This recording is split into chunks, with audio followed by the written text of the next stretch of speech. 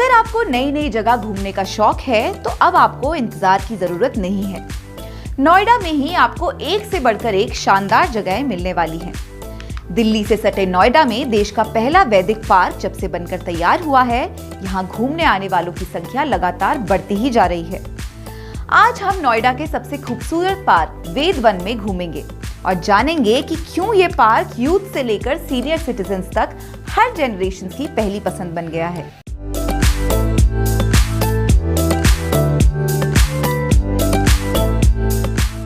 नोएडा के सेक्टर 78 में चौतरफा बहुमंजिला इमारतों के बीचों बीच फैला हरा भरा ये पार्क कोई आम पार्क नहीं है।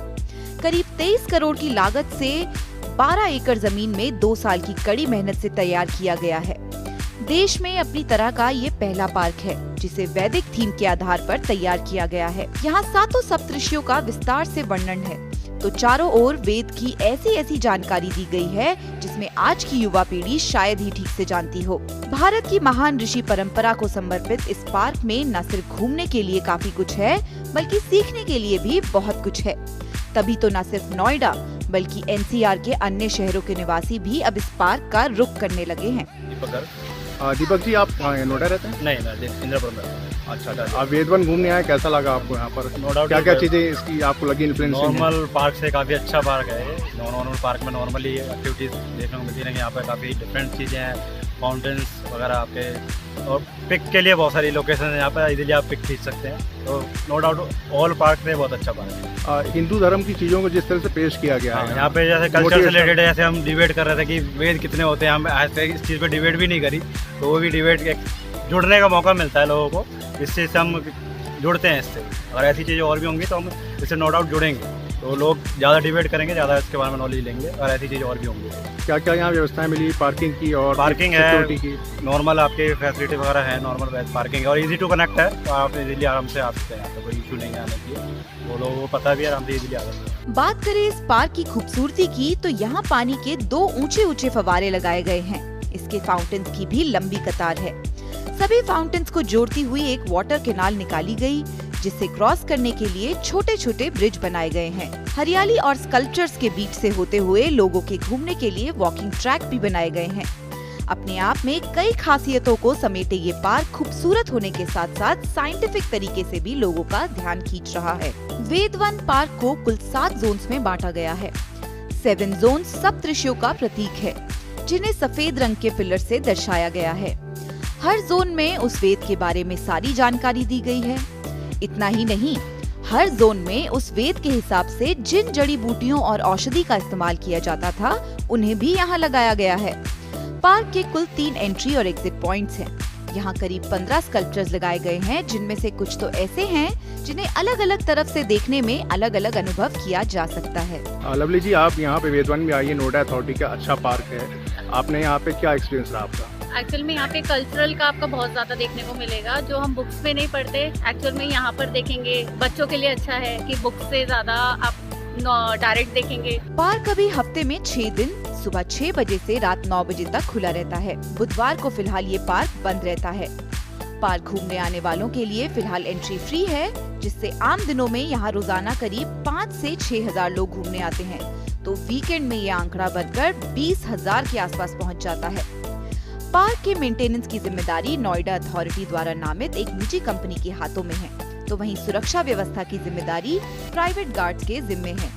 यहाँ अभी फिलहाल 20 गार्ड्स के साथ साथ स्थानीय पुलिस की पीसीआर वैन तैनात की गई है, जिससे आने वाले बेफिक्र होकर पार्क की खूबसूरती का आनंद ले सके। लोगों की शाम को यादगार बनाने के लिए पार्क में हर रोज वाटर लेजर शो चलाया जा रहा है। इसमें 21 मिनट तक वेदों और पुराणों की जानकारी दी जाएगी। पार्क में open gym, amphi theatre, parking और खान पान के लिए रेस्टोरेंट्स की व्यवस्था भी की गई है। तभी तो क्या आम क्या खास, नोएडा का वेद वन पार्क समाज के हर वर्ग की पहली पसंद बन गया है। आज का नोएडा के लिए अजय सिंह चौहान की रिपोर्ट।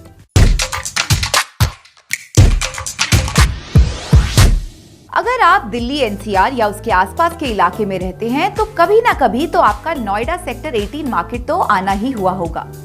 सेक्टर 18 मार्केट, जिसे आम बोलचाल की भाषा में अट्टा बाजार के नाम से भी जाना जाता है, आज नोएडा का कनॉट प्लेस बन चुका है।